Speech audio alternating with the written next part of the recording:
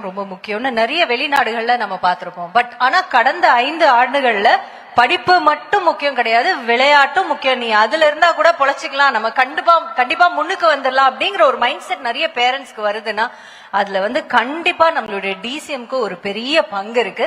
So அவருக்கு முதற்கண் நம்மளுடைய நன்றிய கொடுத்துடலாம். நம்மளுடைய டெபுட்டி சீஃப் மினிஸ்டருக்கு, துணை முதல்வர் அவர்களுக்கு தேங்க்யூ சார். பட் இன்னைக்கு இந்த துறை அவருடைய துறை தான், ஆனா இன்னைக்கும் எங்கேயோ வேலைக்கு தான் போயிருக்காருன்னு நினைக்கிறேன். அதனால அவருடைய ஃப்ரெண்ட் அவங்களை ரெப்ரசென்ட் பண்ணி வந்திருக்காங்க சார். சோ உங்ககிட்ட நான் கேட்க போற கேள்வி என்னன்னா, உங்களுடைய ஃப்ரெண்டோட இந்த துறையில நீங்க பார்த்து வியந்த ஒரு விஷயம், வா இதை எப்படி யோசிச்சாப்ல அப்படின்னு நீங்க வியந்த ஒரு திட்டம் என்ன? அனைவருக்கும் முதல்ல வணக்கம். ரொம்ப ஒரு நெகிழ்ச்சியான ஒரு நாள் இந்த நாள். எனி டைம் எலெக்ஷன் டேட் வரலாம், ஆனால் நாங்கள் என்ன பண்ணிட்டு இருக்கோம் பார்த்தீங்களா? ஏன்னா நாங்கள் பண்ணியிருக்கிறோம், அதனால நாங்கள் நின்று நாங்கள் எக்ஸிபிட் பண்ணுறோம். அப்படிதான் நான் கான்ஃபிடண்டாக நான் சொல்கிறேன். நான் see a dream is suppose if you alone dream, it's only a dream. A dream is the one which you dream together will become a reality. So அதை உணர்ந்திருக்கோம் நாங்கள். அதோட அடித்தளம் தான் இன்னைக்கு என்னுடைய அரசியல் ஆசான் மாண்பு தமிழ்நாட்டு முதலமைச்சர். நம்ம என்ன செஞ்சிருக்கோம் உலகத்துக்கு நம்ம காமிப்போம். இதில் என்ன இருக்கு, செய்யாதையா சொல்லப்போம், செஞ்சதானே சொல்ல போறோங்கிறதுக்கான ஒரு பிளாட்ஃபார்மாக இதை நான் பார்க்குறேன். I'm so happy. இன்னைக்கு கூட எங்களோட டெப்யூட்டி சீஃப் மினிஸ்டர் சவுத் ஃபுல்லாக இன்னைக்கு டூர்ல இருந்துட்டே இருக்காரு, உழைச்சிக்கிட்டே இருக்கிறாரு. கிட்டத்தட்ட எனக்கு ஒரு 4 ஸ்லைடு கொடுத்தாங்க இந்த ஸ்போர்ட்ஸை பொறுத்த வரைக்கும். அந்த 4 ஸ்லைடு ஒரு 4 நிமிஷம் பேசுறதுக்கான ஸ்லைடு இல்ல, 4 தலைமுறை உட்கார்ந்து பேசக்கூடிய அளவுக்கான உழைப்பை எங்களுடைய துணை முதலமைச்சர் செலுத்தி இருக்கிறார்.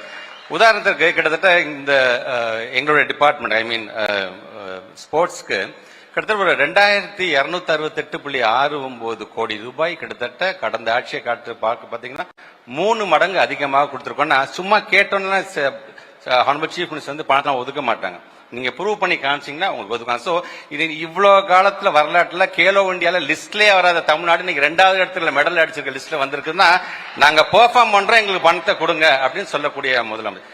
சோ இன்னொன்னு நான் பார்க்கக்கூடியது, கிட்டத்தட்ட இந்த 5 வருஷத்துல மட்டும் பாத்தீங்கன்னா ஏறத்தாழ 301 பேருக்கு அரசு உத்தியோகத்துல ஸ்போர்ட்ஸ் கோட்டால வாங்கி கொடுத்திருக்காரு தமிழ்நாட்டுடைய முதலமைச்சர். கடந்த காலத்துல வெறும் 3 பேருக்கு தான், அதுவும் பிஎஸ்சியூல இருக்கக்கூடிய இபி டிஎன்பிஎல்ல கொடுத்தாங்க.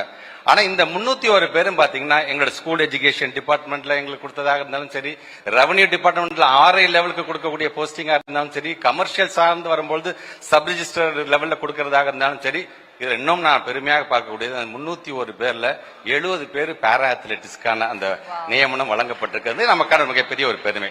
சோ இங்க நீங்க ஆல்மோஸ்ட் பாத்தீங்கன்னா ஏவில அவர் என்னென்னலாம் செஞ்ச எல்லாத்தையுமே காமிச்சு முடிச்சிட்டீங்க நீங்க. நான் புதுசா சொல்லணும் அவசியம், பட் எனக்கான பெருமை அவர் கொண்டு வருகின்ற 2021 செஸ் ஒலிம்பியாடு கொண்டு வந்த பொழுது தமிழ்நாட்டு முதலமைச்சர் எந்த அளவுக்கு அவங்க இருக்க அரசு அதிகாரி மேல நம்பிக்கை வச்சிருக்காருன்னு பாருங்க. அந்த மாதிரியான ஒரு இன்டர்நேஷனல் ஈவெண்ட் நடத்துறதுக்கு 3 வருஷம் ஆகும். ஆனா நம்முடைய தமிழ்நாட்டுடைய முதலமைச்சர் அன்னைக்கு இன்னொரு நாடோட போட்டி போட்டு அதை உடனே நமக்கு கொண்டு வந்து வெறும் 3 மாதத்துல 180 கண்ட்ரிஸ் கலந்து கூட இன்டர்நேஷனல் லெவல் ஒரு ஈவெண்ட்டை நடத்தி காமிச்சது எங்களுக்கான பெருமை.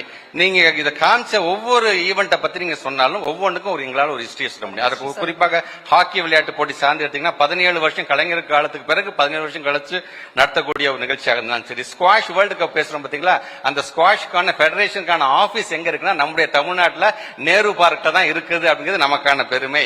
ஸ்குவாஷ்ல வேர்ல்டு கப் லெவல்ல கிட்டத்தட்ட 4 பேர் ஜெயிச்சிருக்காங்க, அதுல 3 பிளேயர்ஸ் நம்ம தமிழ்நாட்டோட பிளேயர்ஸ் நமக்கான பெருமை. கிட்டத்தட்ட 41 ஹாஸ்டல்ஸ் இருக்கு நமக்கு, 2200 SDIT ஹாஸ்டல் பசங்க படிக்கிறாங்க. வெறும் 250 ரூபாய் மட்டுமே அவங்களுக்கான ஃபுட் அலவன்ஸ் இருந்தது 350 ரூபாயை மாற்றி ஒவ்வொரு பிளேயர்ஸுக்கும் நியூட்ரிஷனுக்காக நீ என்னென்ன சாப்பிடணும், என்னென்ன நீ பெர்ஃபார்ம் பண்றதுக்கு உனக்கு என்னென்ன சப்போர்ட்டுங்க கொண்டு வந்தது சொன்னீங்கன்னா பேசிட்டே இருக்கலாம். அதுல கண்டிப்பா பேசுறேன். நீங்க சொல்லும் போதே அப்படியே அவ்வளவு குழந்தைங்களுக்கு வேலை வாய்ப்பு, அதுவும் ஒவ்வொரு தளத்துல அவங்களுக்கு வேலை வாய்ப்பு, அவங்களுடைய